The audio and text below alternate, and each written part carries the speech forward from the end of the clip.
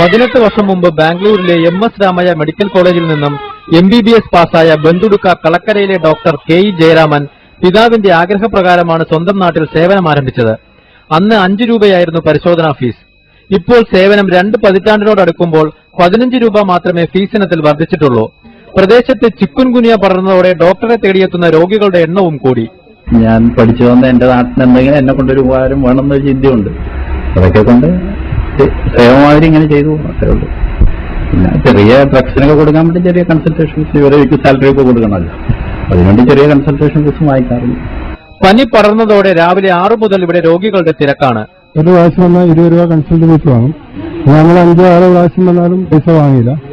ഞങ്ങൾ ഡോക്ടർ എന്ന നിലയിലാണല്ലോ, ഞങ്ങളുടെ ദൈവത്തെ പോലെയാണ് കാണുന്നത്. കാരണം നമുക്ക് പുള്ളിയുടെ ഇല്ലെങ്കിൽ ഭയങ്കര വിഷമമാണ്. സമീപത്തെ സർക്കാർ സഹകരണ ആശുപത്രികളിൽ പരിശോധനയ്ക്ക് മാത്രം 100-ലേറെ രൂപ ചെലവ് വരുന്നു.